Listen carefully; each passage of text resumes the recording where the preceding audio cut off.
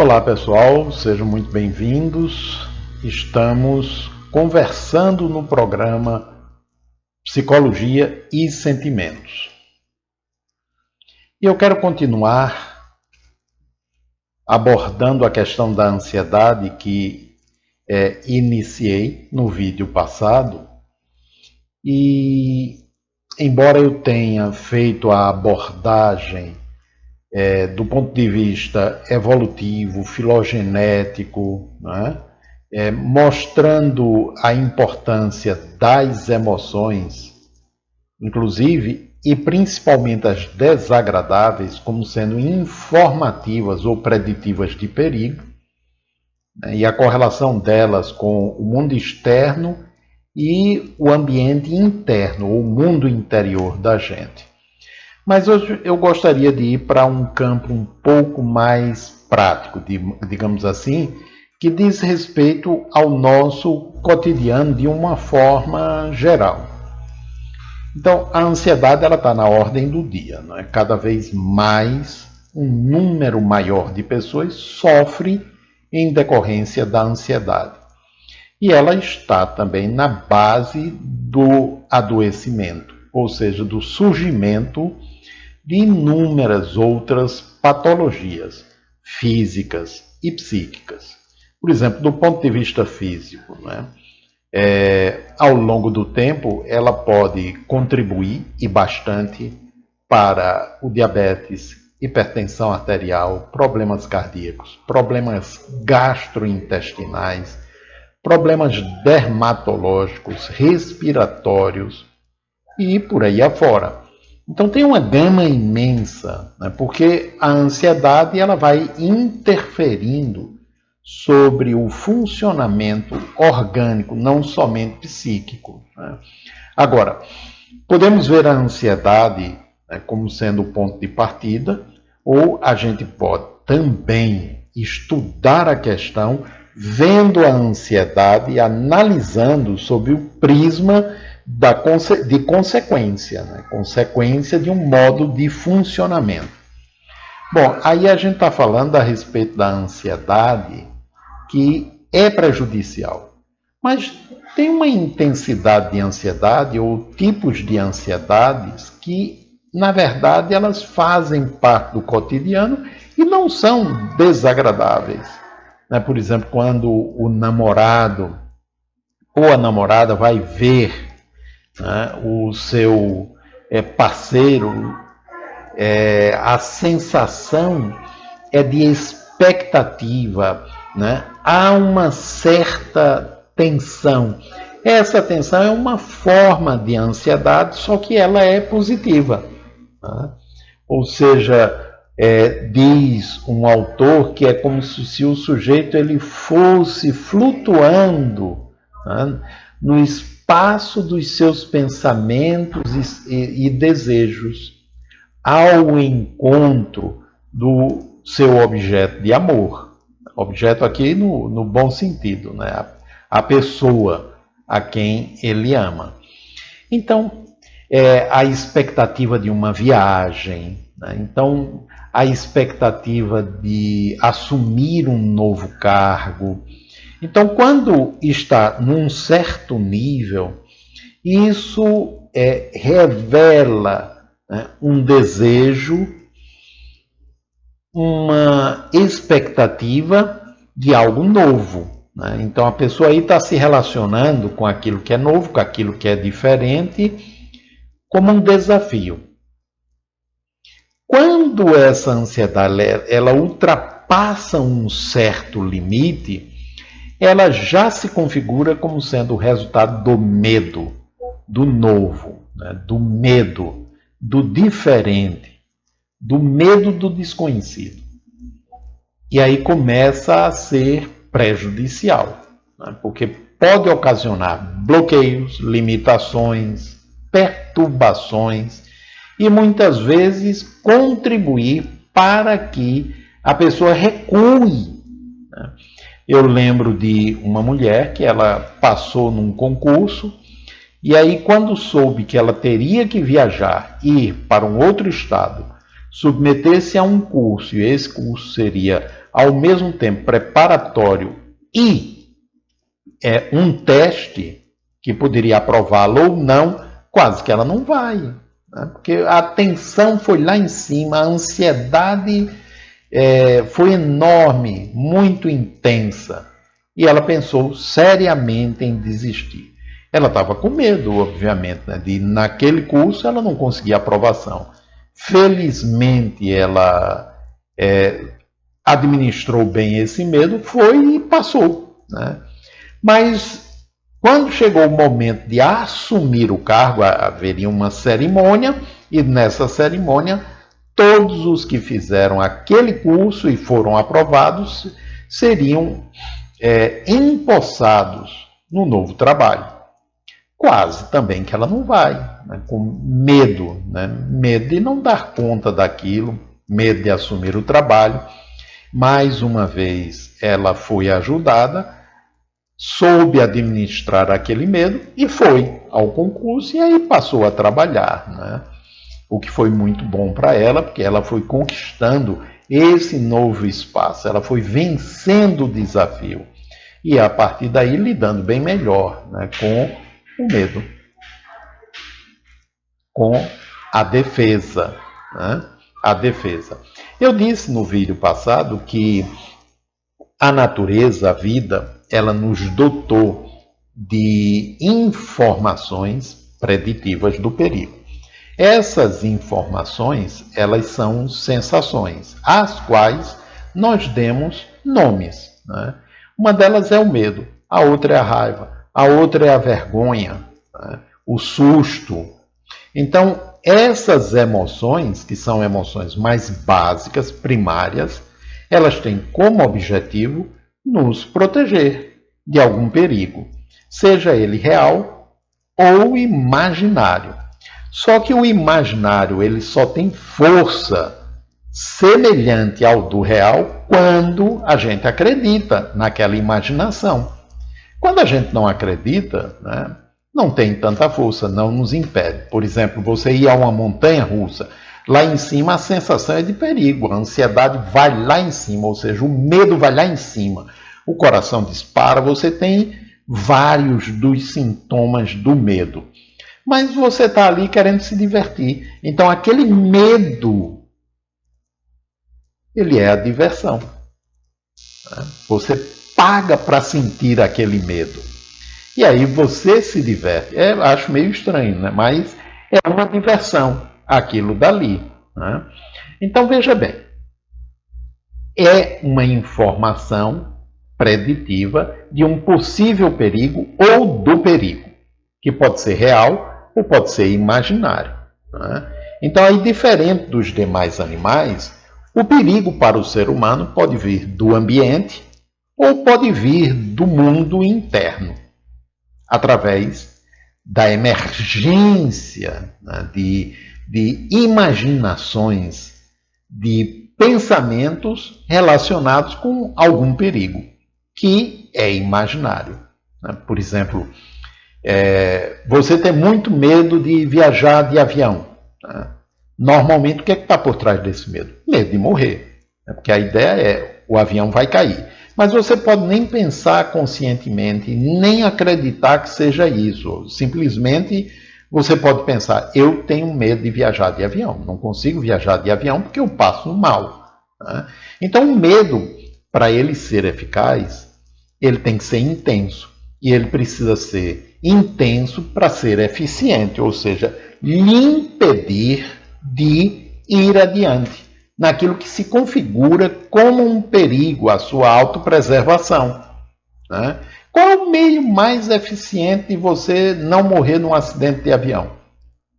É você nem entrar no avião, né? Vai morrer de outro jeito, mas numa viagem de avião você não vai morrer. Então esse medo ele precisa ser eficiente, né? Então aquela emoção ela está vinculada a um aspecto do mundo interior, né, que gera uma imaginação que pode ser consciente ou inconsciente, que faz com que você, pelo que você sente, evite aquele suposto perigo. Por que suposto? Porque avião não está caindo todo dia, né? Pode cair? Pode. mas pode estar relacionado com um mundo de coisas do nosso cotidiano, não é só avião, né? Então, está relacionado com isso. Agora, como é que eu faço para lidar com isso? Primeiro, eu preciso saber realmente o que é a ansiedade, né?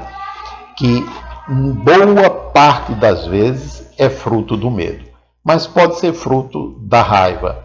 Raiva essa que pode vir de insatisfações, né? Conscientes e inconscientes. Boa parte das vezes são insatisfações inconscientes que vêm de longo tempo, cuja raiz, na maioria das vezes, está na infância ou em alguma vivência traumática, dolorosa, mais antiga, né? Então, eu preciso saber o que é a ansiedade, ou seja, qual a emoção que está por trás dela.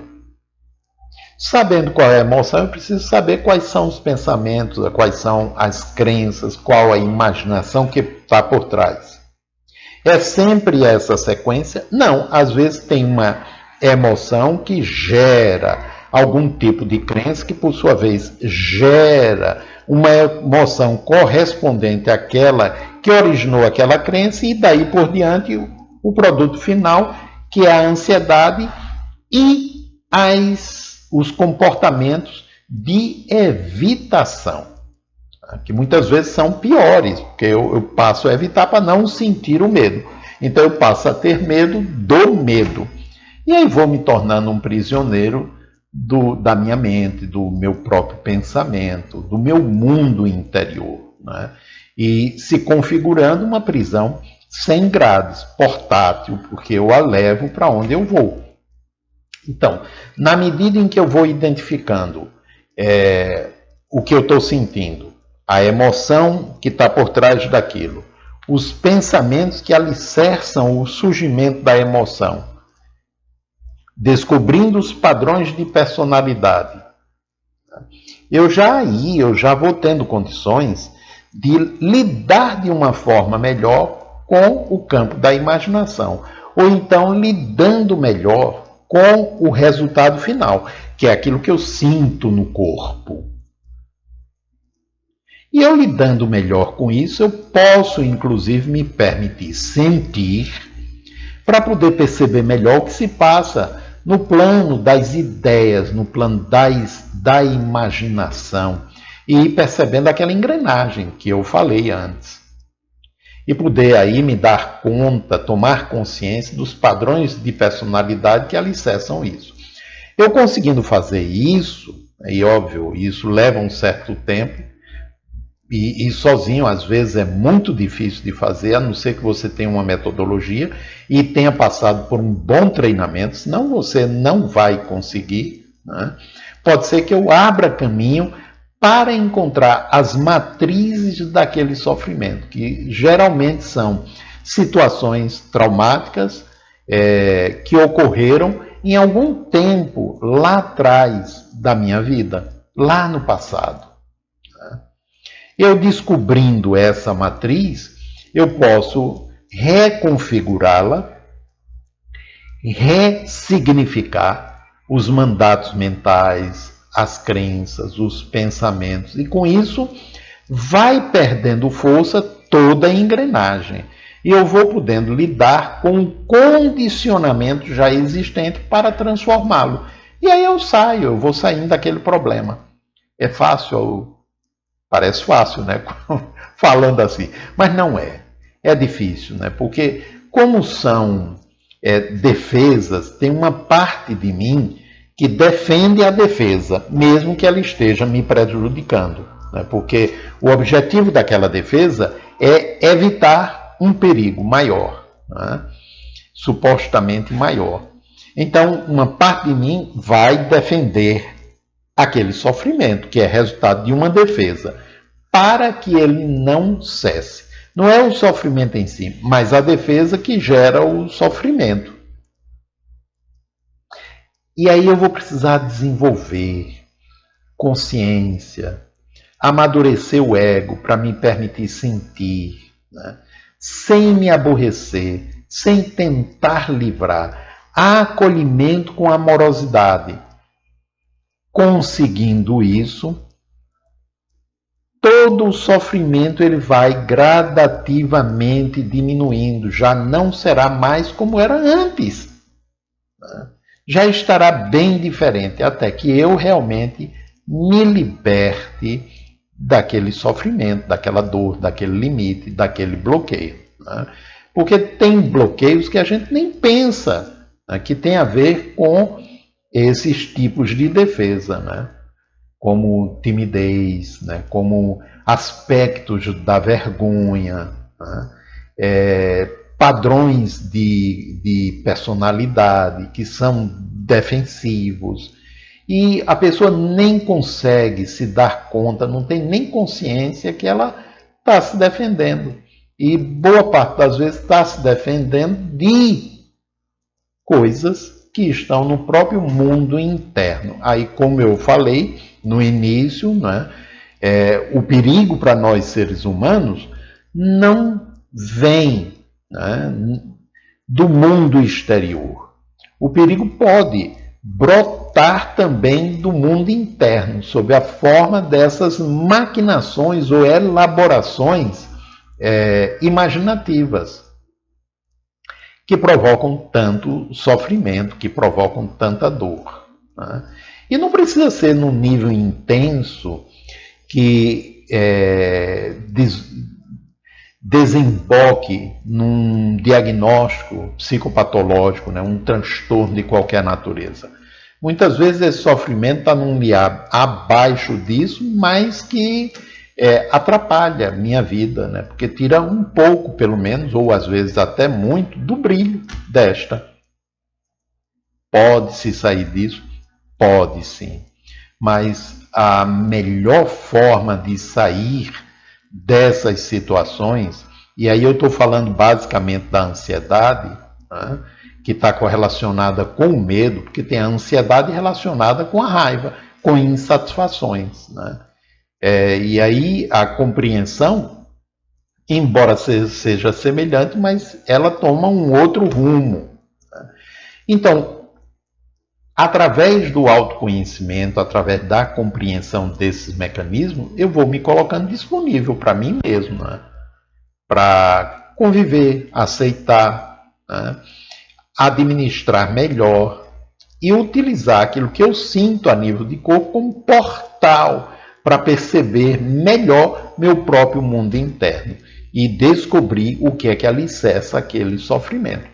E aí eu tenho condições de poder sair dele. Então, esse é o mecanismo. E a saída está no próprio mecanismo. Como diz, no problema está a solução.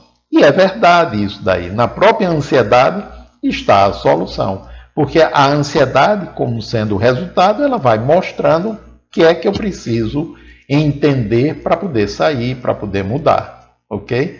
Então, coloque nos comentários o que você acha disso, se concorda com aquilo que eu falei, se discorda, sinta-se à vontade para a gente poder conversar.